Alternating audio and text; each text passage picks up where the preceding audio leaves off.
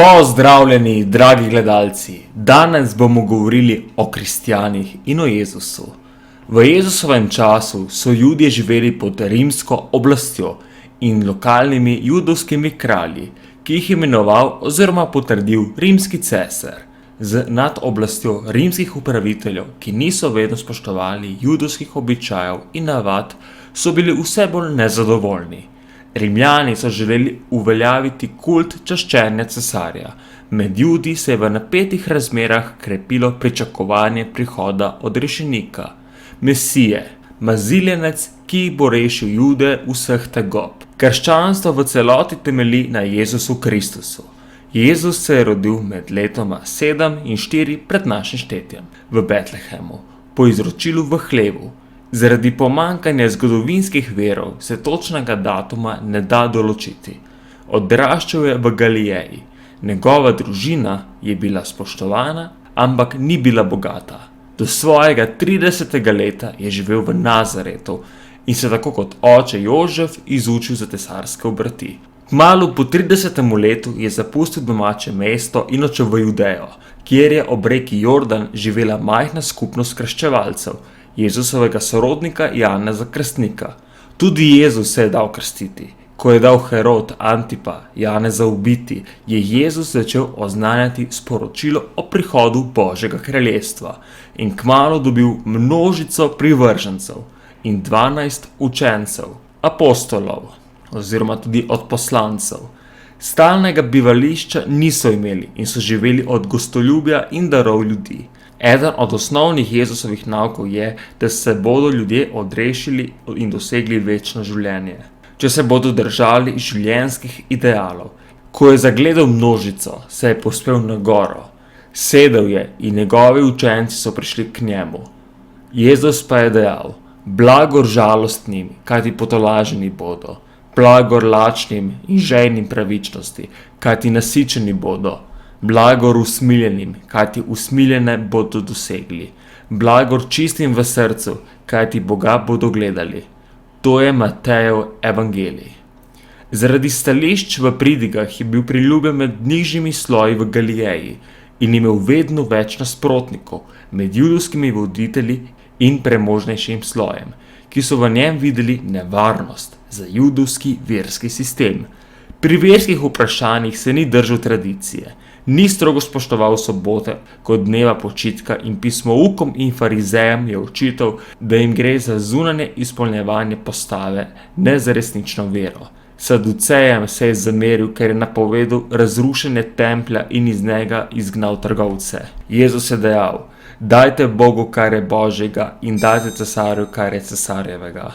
Ter govoril, da je Božji sin. Veliko privržencev ga je zapustilo, ker ni hotel postati politični voditelj v boju proti rimski oblasti, saj so napačno razumeli njegovo misel o prihodu Božjega kraljestva.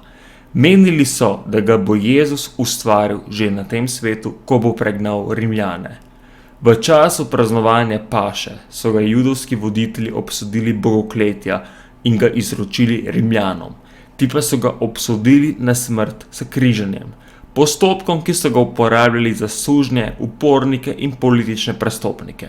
Po pričevanju učencev je Jezus 3. dan po smrti vstal od mrtvih, nato pa še 40 dni poučeval učence, potem pa odšel v nebesa.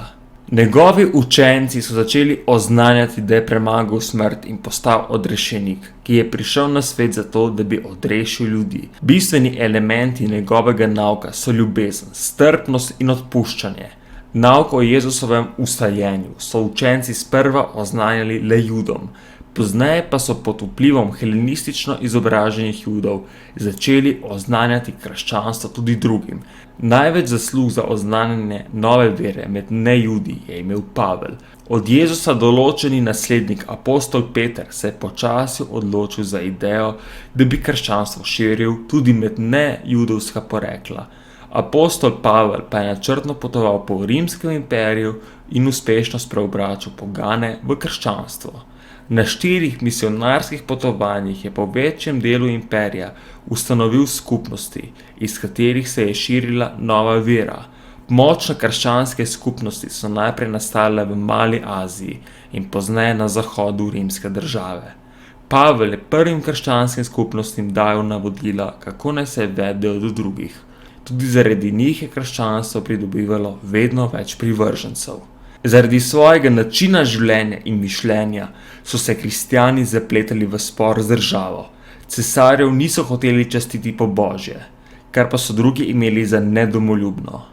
Širile so se govorice, da so kristjani kanibali, ki pri obredih ubijajo otroke, kar je najverjetneje krivo nerazumevanje obhajila, ki po krščanskem verovanju skrivnostno združitev vernika z Jezusom in njegovim telesom in krvjo. Širjenje krščanstva je povzročilo med pogani strah in nelagodje. Pripadnike nove vere so začeli preganjati. Začelo se je s preganjanjem cesarja Nerona poleti leta 64. Tudi poznejša preganjanja so bila občasna, a so jih izvajali tudi najstrpnejši cesarji. Danes števila mrtvih ne moremo več natančno ugotoviti. Po oceni je bilo v 1. stoletju okoli 5000, v naslednjem do 10 000, v tretjem pa med 20 000 in 50 000. Najhuje je bilo v času Decija in Dioklecijana. Nerazumevanje vere je kristjane spodbudilo, da so branili svoje prepričanje in spodbijali predsodke o sebi s pisano besedo. S tem so se ukvarjali apologeti. Do zbližanja med cerkvijo in državo je prišlo v 4. stoletju. Rimski cesar Konstantin je pozneje tudi dobil naziv Veliki. Se je leta 312 v državljanski vojni spopadel s protikandidatom Maksincijem, za katerega so trdili, da obvlada čarovniške spretnosti. Po legendi se je pred odločilno bitko zaskrbljeni Konstantin obrnil za pomoč na Boga. V sanjah je odgovor prejel znamenje križa, pod katerim je bil napis: v tem znamenju boš zmagal. Naslednje jutro je v bitki pri Milvejskem mostu zmagal in zasluge za uspeh pripisal krščanstvu. Leta 313 je v znamenje hvaležnosti s sovladarjem Licinijem izdal milanski edikt, ki je kristjanom zagotovil svobodo. S tem in poznejšimi zakoni je postavil cerkev na posebno mesto. Kristjanom se ni bilo treba več skrivati pred oblastjo in so lahko gradili cerkve po vsem imperiju. Cerkev je dobivala posestva, cesar in njegovi nasledniki pa so ji dajali ugodnosti. Med drugim je dobila v last Lateransko palačo, prvi sedež papežev. Vatikan je papeški sedež po letu 1377. Kristjani so se povzpeli na najvišje položaje v državi.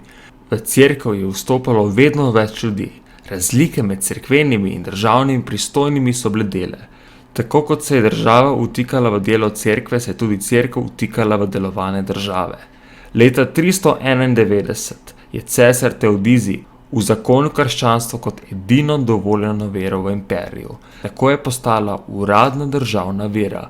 Zadnji poskus stranke, da bi se država vrnila k poganstvu, je vodil Evgenij, ki je bil v bitki ob reki Frigid pri Vipavi premagan in ubit.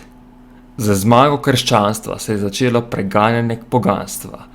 Cesarji so prepovedali poganske obrede, zaprli so stare templje, jih porušili ali spremenili v cerkve, a kljub temu se je veliko poganskih običajev ohranilo in jih je cerkev vključila v svoja praznovanja. Med njimi je tudi Božič. Upam, da vam je bil današnji komentarec všeč. Če vam je bil všeč, pritisnite like in se naročite. Hvala in lep dan.